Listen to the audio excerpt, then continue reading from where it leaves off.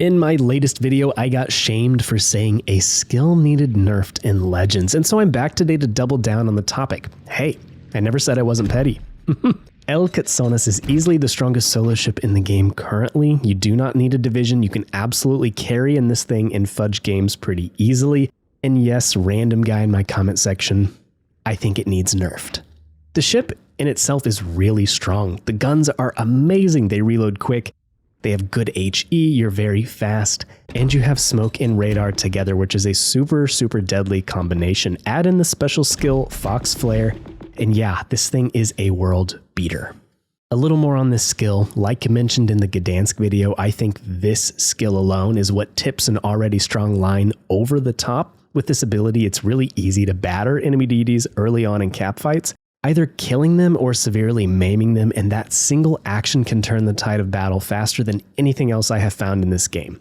Now, I'm not against unique stuff like this. I love it. I think it's a cool idea in theory. It's just very powerful, and if you've played against it, you know what I mean. And really quickly, here is the build. You notice I don't do anything at all for concealment aside from Swirsky's base trait. I'll explain why later. In the Gdansk video, I did explain it, but I explained it at the 25-minute mark, and, you know, I understand that only a small percentage of people are actually watching my videos that long, and I understand. So today I promise to get to it a little bit earlier.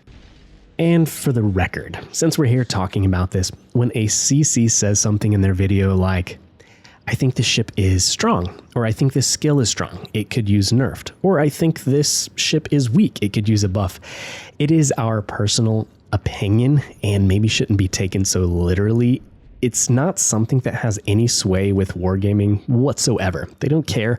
They use their own spreadsheets for balancing ships. They look at data over a large multitude of players or a specific amount of time, and I don't know what other witchcraft goes into their balancing, but whatever we say in a video, it doesn't matter. These videos are for you guys. They're for entertainment. They're for education. They're for insert blank. Whatever you want your Derka video for, that's what it's for. It's not geared towards anyone from wargaming.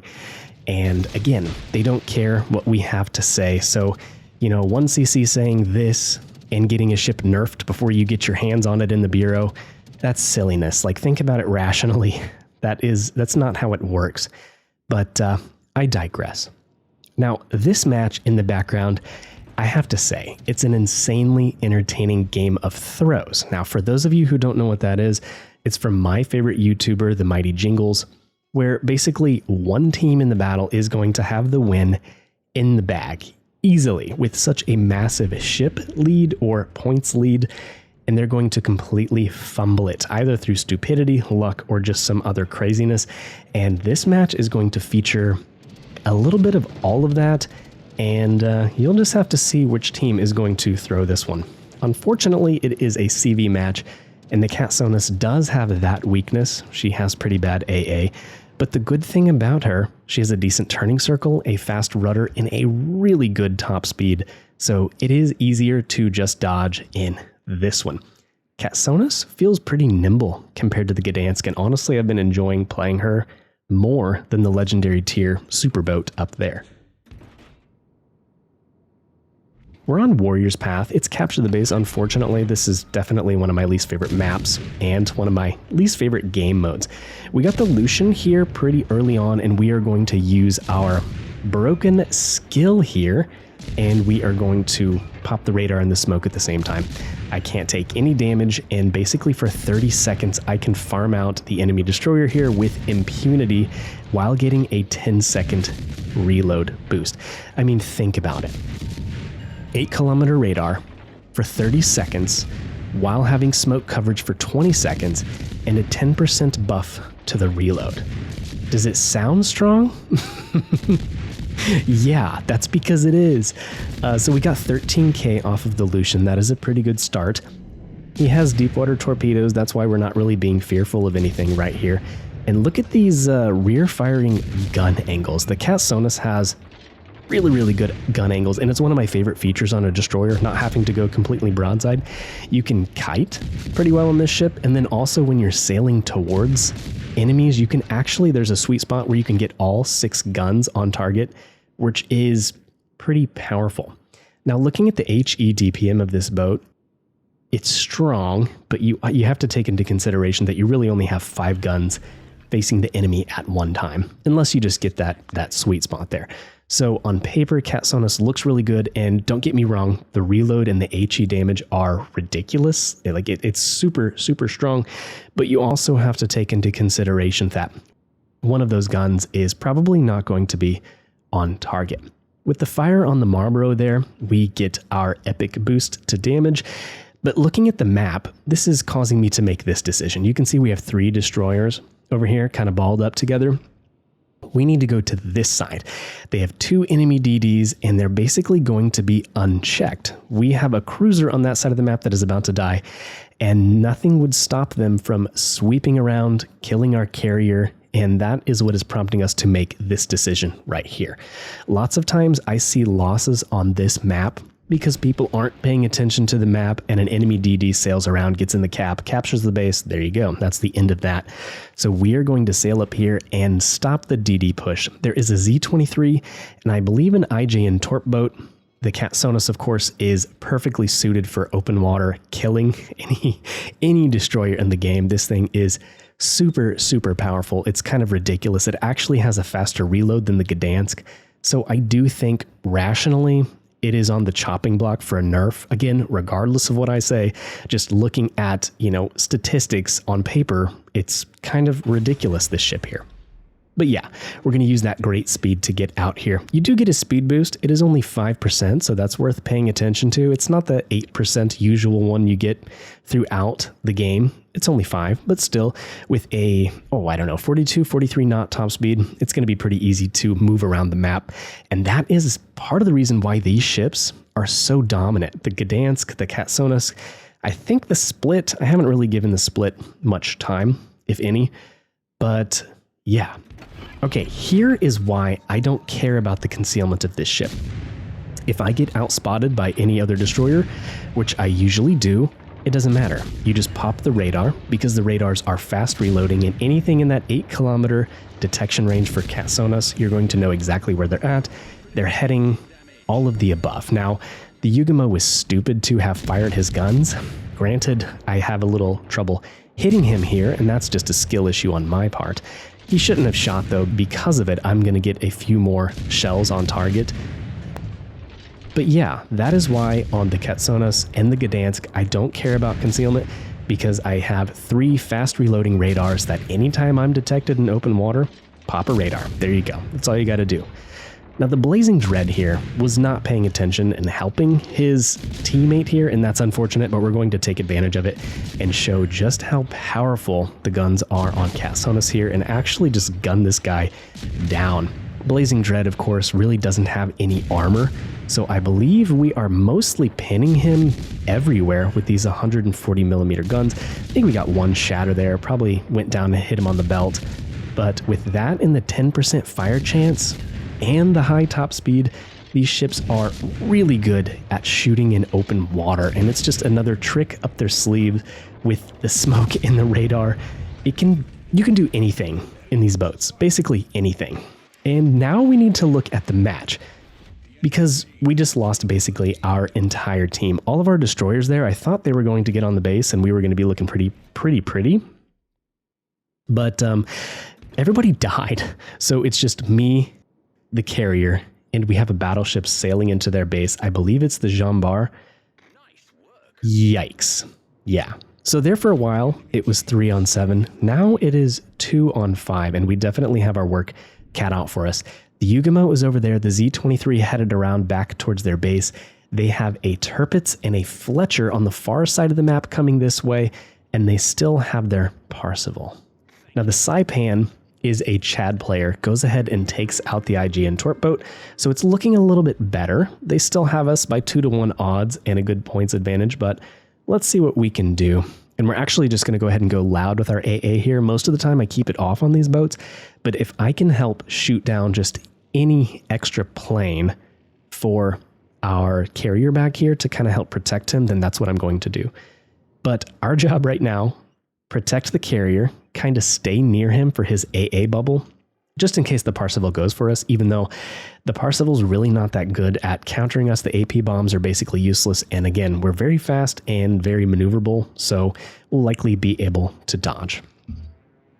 Now, also in this comment that we got here, and our Saipan takes out the C-23, excellent work, my friend, but this gentleman was saying there are not any OP ships in the game, and that is just pure silliness.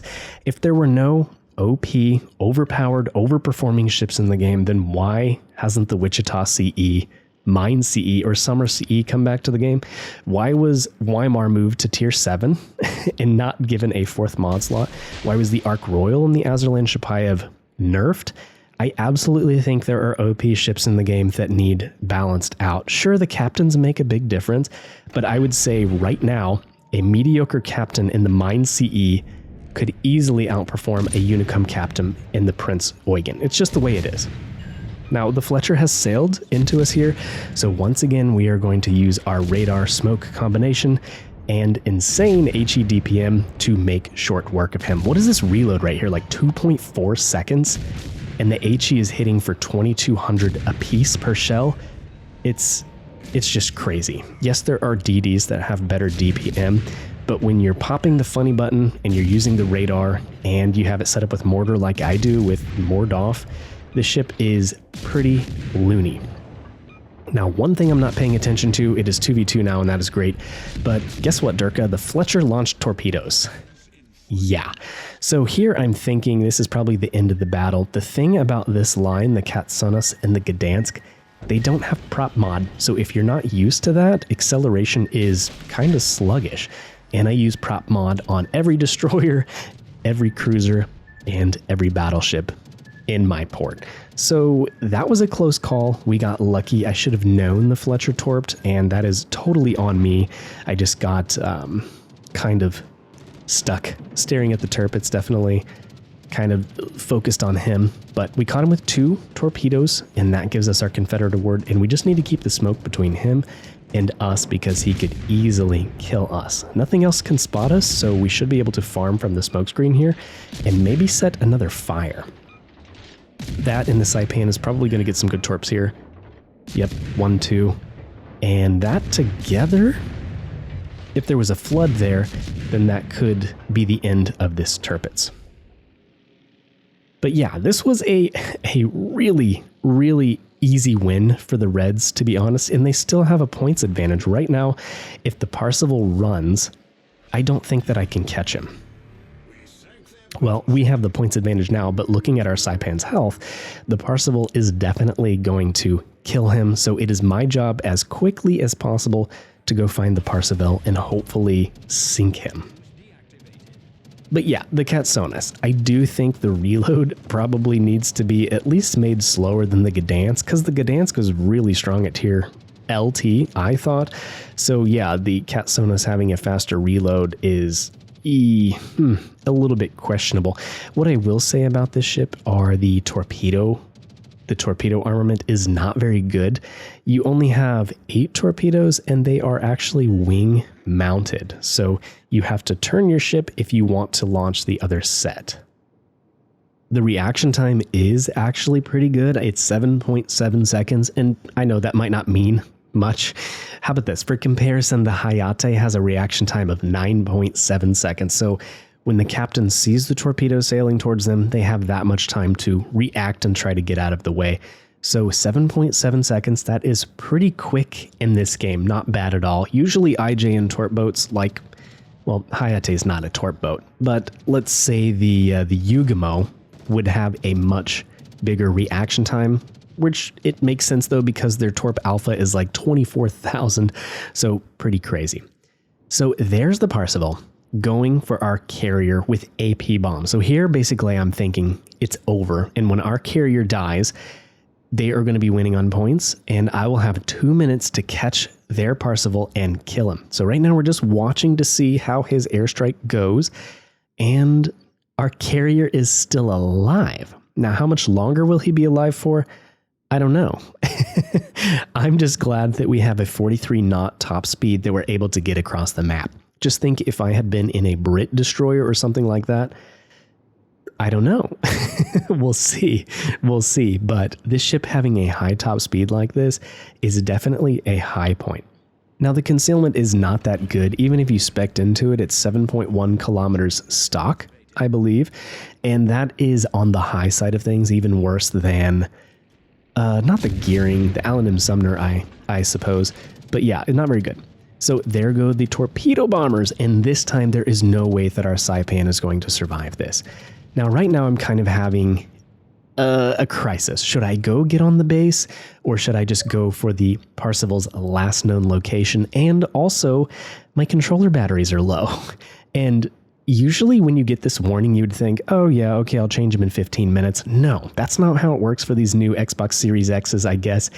I've had that warning pop up, and then just like in less than a minute, they died. Now, I will say I bought new battery packs, so hopefully that doesn't happen here.